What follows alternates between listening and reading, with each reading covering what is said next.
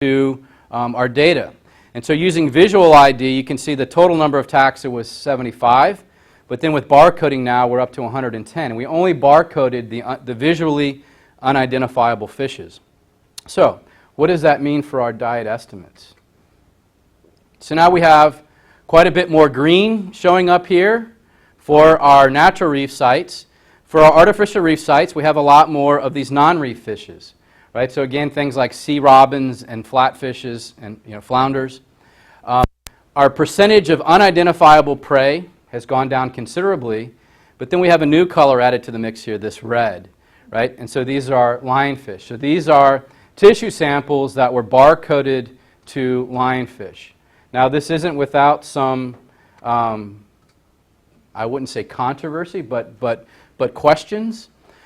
We have animals that we sampled, some of which we can see morphologically are similar to lionfish, that we couldn't identify visually, but were barcoded as lionfish. And then we have some that were just tissue. We have other animals that were called scorpionids, which may end up being lionfish, although we don't have the tissue for those. And then we do have a handful of these animals. This is a juvenile lionfish. I don't have the scale bar here, but this animal is about 35 millimeters long.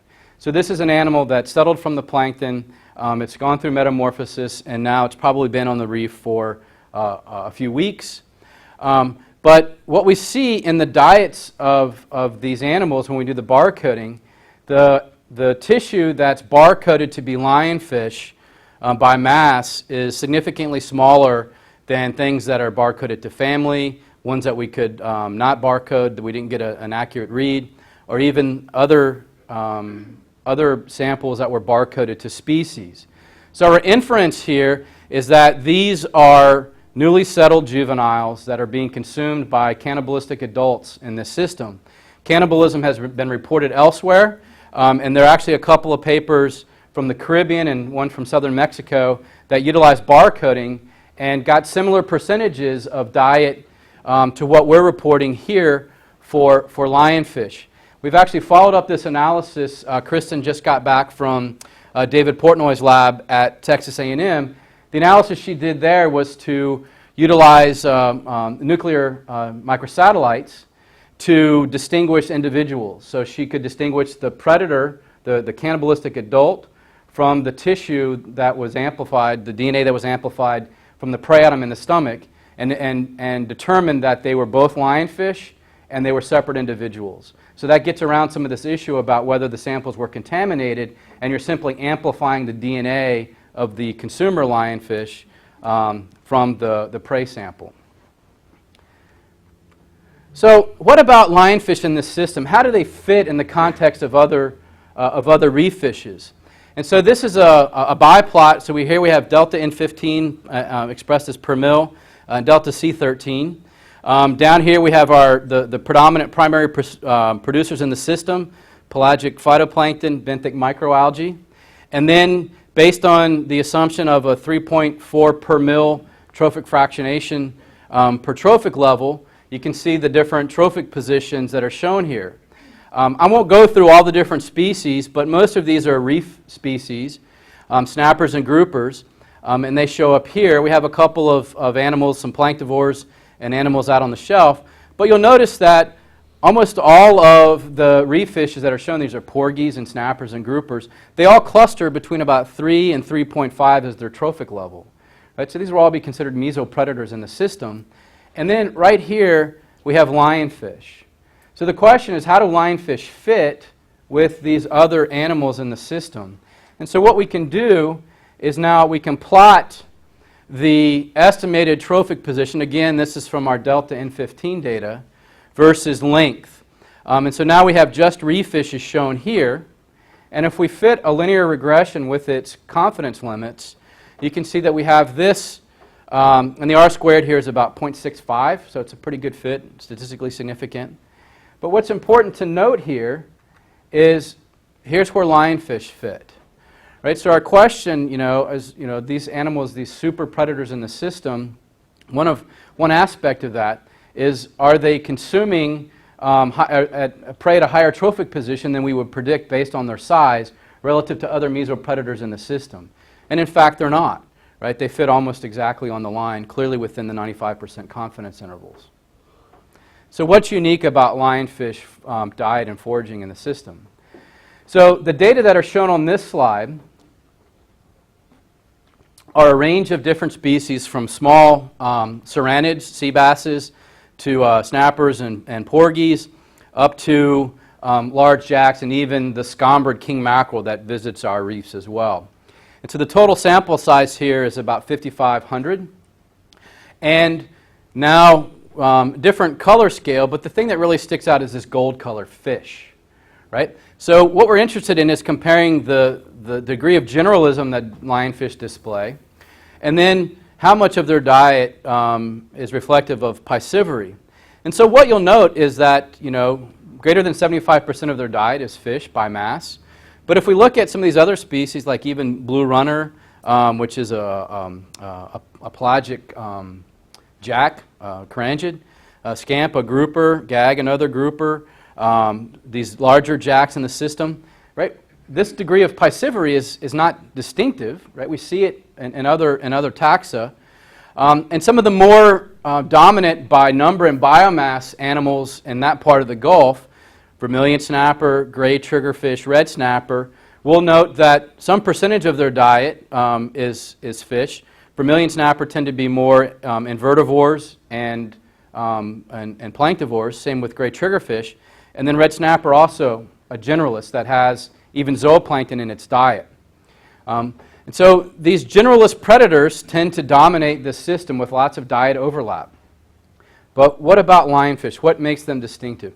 Well, we've not seen damselfish. They clearly must exist in the diets of some of these other reef fishes, but we haven't found them. So we've looked at the full data set's not shown here, but now over 7,000 stomachs, and we're just not seeing those damselfish present. Well, the way that lionfish forage is they stalk and they herd. They blow a jet of water. These small planktivorous demersal fishes orient into that water because they think their planktonic meal is coming, and then they suck them into their mouths. Well, a red snapper or a large jack is not going to have the patience to deal with feeding on damselfish in that way, right?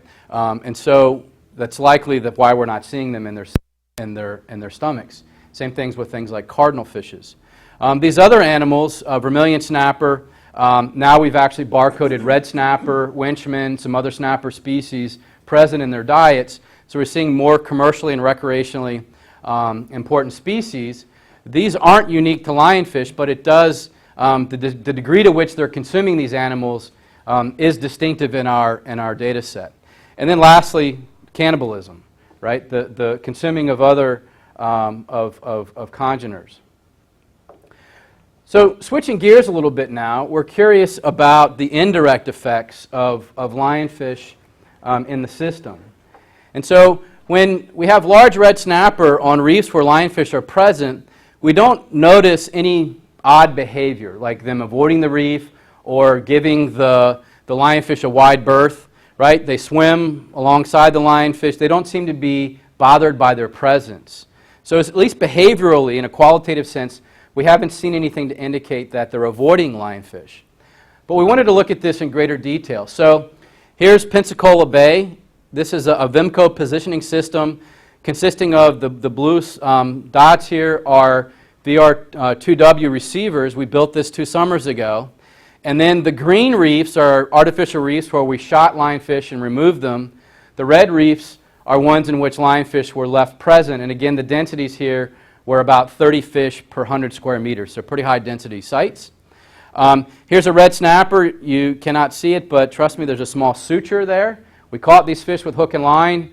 We made a small incision. We inserted these Vimco V16P. The P stands for pressure. So these tags enabled us to, they send pressure information to the receivers.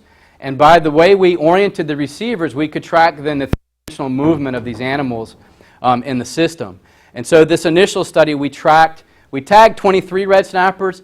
I won't show you the video of sharks consuming our $900 tags surrounded by red snapper, but we lost quite a few of those. But we were able to track 12 red snapper for the full 3 months of this initial work.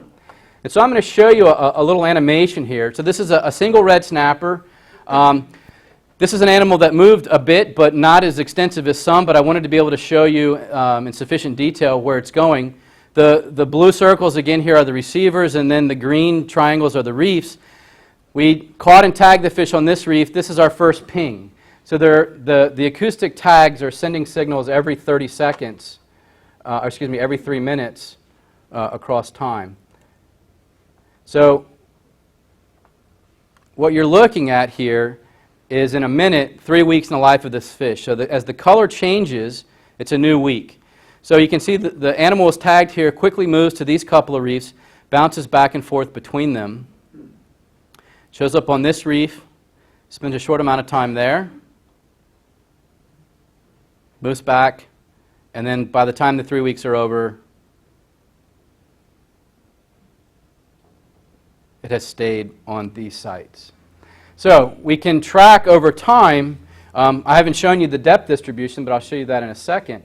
We can track over time the movement patterns of these animals.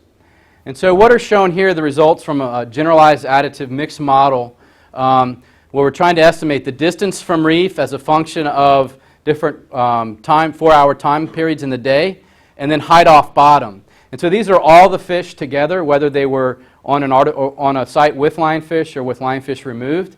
And the first thing you'll notice, distance from reef, we have this crepuscular pattern, right? So red snapper have been hypothesized as many Lujanas in our system as being crepuscular feeders, meaning they feed at dawn and dusk.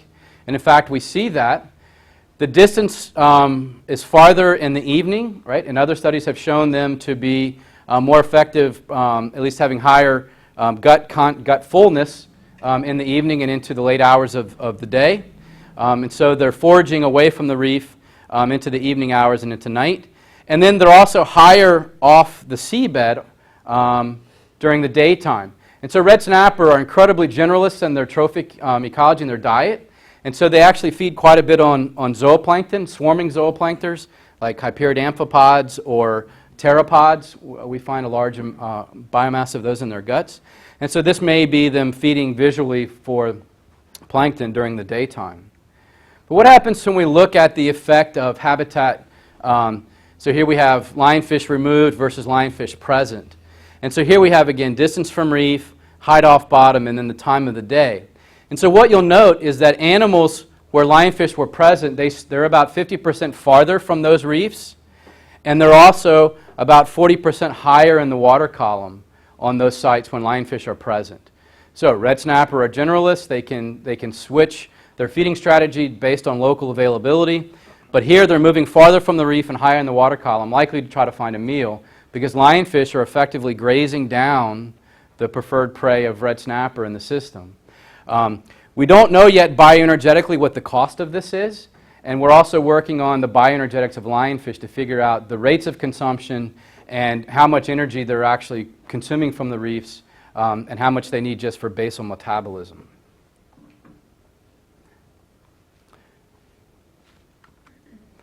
Currently, we've built a much larger array, so now we have a 30 square kilometer array, and again, these small circles are the receivers, and then we have lionfish removed reefs, lionfish present reefs off of Pensacola.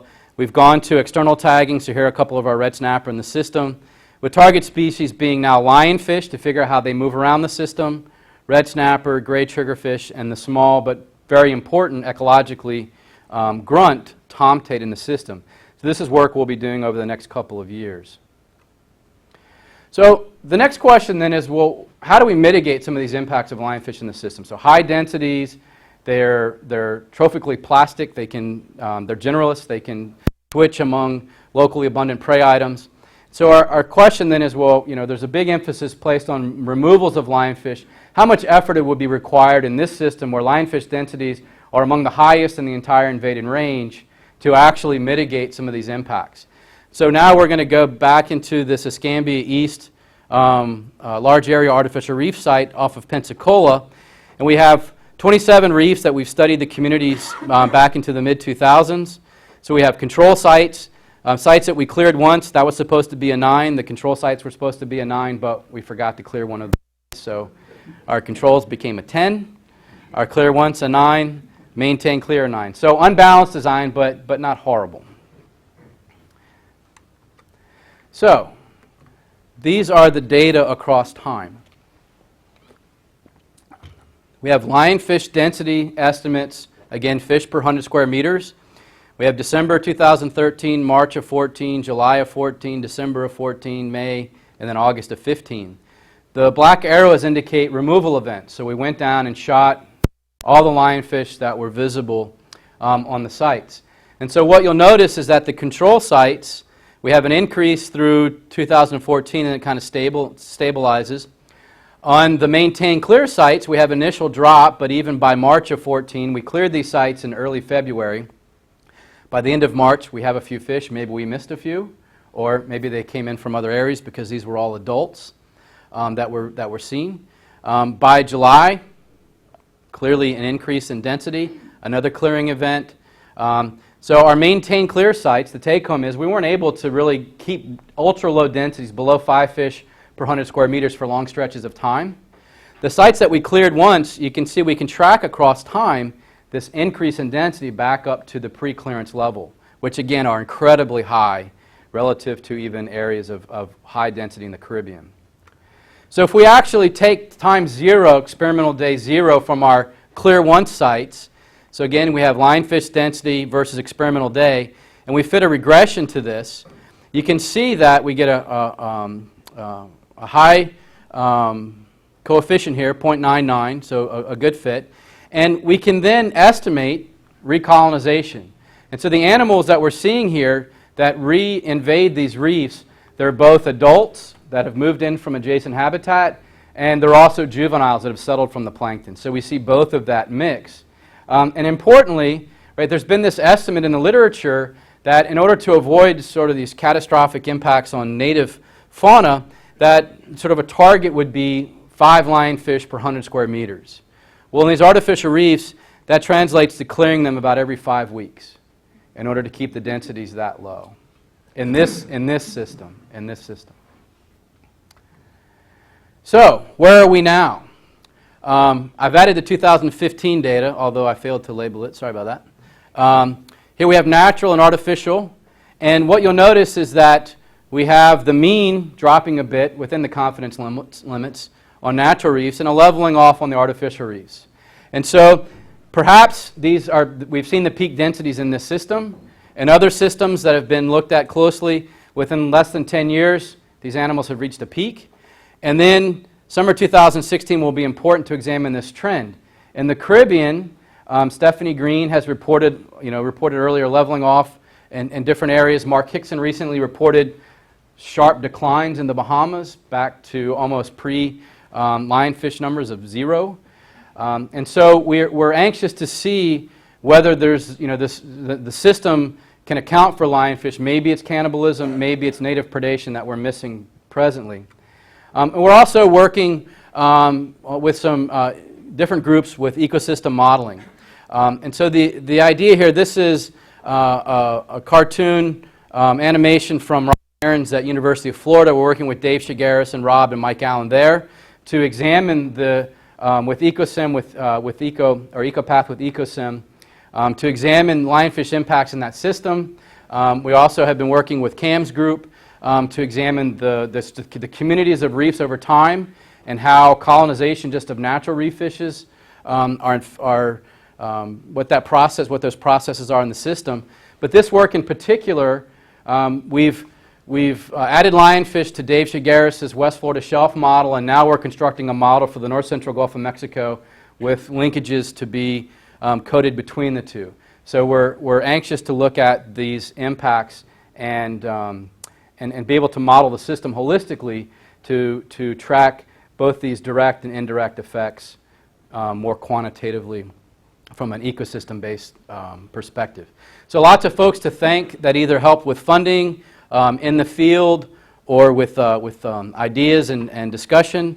The different funding agencies are shown here, and our disclaimer about GOMRI.